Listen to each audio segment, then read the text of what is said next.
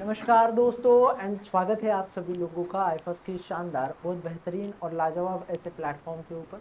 और दोस्तों हम कहानियां देख रहे हैं, हम बातें कर रहे हैं सीएसआईआर नीट जून 2025 के टॉपर लोगों के साथ, उन बच्चों के साथ जिन्होंने अपने ख्वाबों को मुकम्मल किया है। तो आज ऐसे ही एक कैंडिडेट्स हमारे साथ वेस्ट बंगाल से जुड़े हैं। तो जानते हैं उनकी क्या कहानी रही है इस एग्ज़ाम्स के प्रिपरेशंस के लिए, किस तरीके से उन्होंने पढ़ा है, और साथ में जानेंगे उनके स्ट्रगल्स, उनके हार्ड वर्क और उनके डेडिकेशंस के बारे में, और जिससे मेरे नए एस्पिरेंट्स लोगों को बहुत कुछ सीखने को समझने को मिलेगा। तो जानते हैं उनकी कहानी को एक बार। तो हेलो दोस्त, हेलो सर। थोड़ा अपने बारे में बताइए हमें। सर मैं दक्षिण दिनाजपुर वेस्ट बंगाल से हूँ। मेरी मास्टर्स जूलॉजी से है, गौरबंगो यूनिवर्सिटी से है।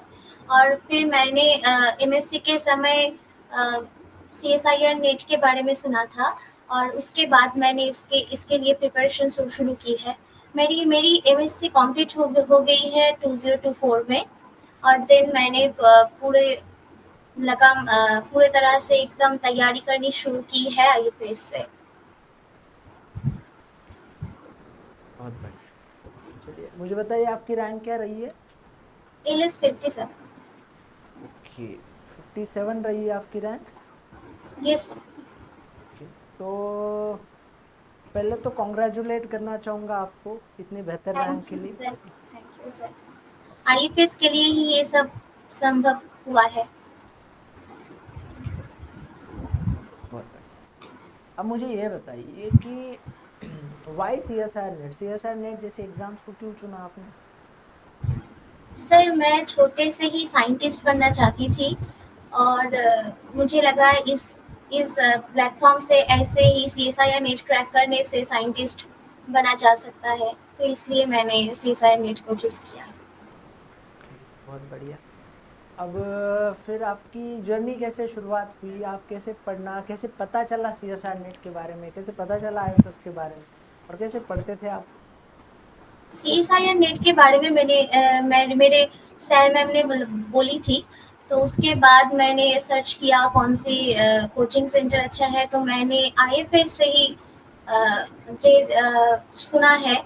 और आईएफएस तो बहुत ज़्यादा क्वालिफाई कराता है जेआरएफ को, तो मैंने आईएफएस को ही चुना। पहले मेरी रिकॉर्डेड बैच थी। रिकॉर्डेड बैच 1 ईयर का था, तो इस जून में ही ख़त्म हो गया है। तो इसके बाद और मैंने रिकॉर्डेड बैच के साथ जेआरएफ एक्सप्रेस भी की है, एग्ज़ाम मैपिंग भी की है। तो बहुत गाइड मिलता है, सर लोगों ने बहुत ज़्यादा गाइड किया है हम लोगों को। ओके, बहुत बढ़िया। ओके, तो मुझे ये बताइए कितने यूनिट्स को लेकर आपने टारगेट किया था इस एग्जाम्स का प्रिपरेशन। मैंने 6-7 यूनिट को लेके टारगेट किया था। तो उसके बाद और बाकी टॉपिक को मैंने वो इम्पोर्टेंट टॉपिक्स जो थे, वो टॉपिक्स को मैंने प्रिपेयर किया था, और उसके बाद एग्ज़ाम दिया। बहुत बढ़िया, बहुत शानदार। अब मुझे ये बताइए कि इस एंटायर जर्नी में, इस एंटायर प्रिपरेशंस में आपको कौन सा यूनिट सबसे इजी लगा, सबसे पसंद का लगा। सेल बायोलॉजी, सेल सिग्नलिंग तो इजी था मेरे लिए। मैं जूलॉजी से हूँ, तो मेरे लिए प्लांट फिजियो तो बहुत ज़्यादा कठिन लगी थी। ओके, तो प्लांट फिजियोलॉजी यूनिट जो है आपको बहुत ज़्यादा कठिन लगा, ज़्यादा दिक्कत करी उस यूनिट। अब मुझे ये बताइए कि पूरे जो जर्नी रही इसमें रिवीजन कैसे किया आपने, क्वेश्चन प्रैक्टिस कैसे करी, मॉक टेस्ट कैसे लगाए। रिविजन रिविजन तो मैंने जेआरएफ एक्सप्रेस से तो बहुत ज़्यादा अच्छे से रिविजन हो जाता है। और उसके बाद वो सर ने तो फर्स्ट से ही बोला था कि पीवाई क्यू प्रैक्टिस करना। वो पीवाई क्यू प्रैक्टिस करना बहुत ज़्यादा इम्पोर्टेंट है, वही एग्ज़ाम क्रैक करने का एकमात्र मूल माध्यम होता है। तो पीवाई क्यू मैंने प्रैक्टिस की थी। और रिवीजन तो सर ने जेआरएफ एक्सप्रेस एग्ज़ाम मैपिंग से इतने अच्छे से कराया है, तो इससे बहुत ज़्यादा हेल्प हुई है मेरी। ओके, बहुत बढ़िया। अब मुझे ये बताइए कि क्या डिफिकल्टी रही, क्या स्ट्रगल रहा आपकी इस जर्नी में।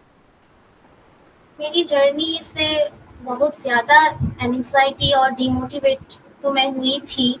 पहली बार जो दिया था तो उस बार मेरी नहीं हुई थी। बहुत अच्छा नंबर नहीं आया था, तो इसलिए मैंने उस टाइम बहुत डीमोटिवेट हुई थी। पर इसके बाद जब यूट्यूब से क्लास किया तो उसके बाद सर ने बहुत ज़्यादा हम लोगों को मोटिवेट किया है और स्ट्रैटेजी बोली है, तो इसलिए हो गया। बेहतर। चलिए, अब मुझे ये बताइए कि जो फ्यूचर एस्पिरेंट्स है, आगे आने वाले बच्चे हैं, उनके लिए आपकी क्या सलाह है?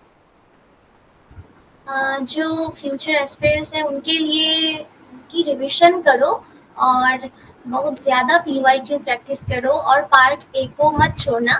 पार्ट ए बहुत ज़्यादा मायने रखता है सीएसआईआर के रैंक के लिए।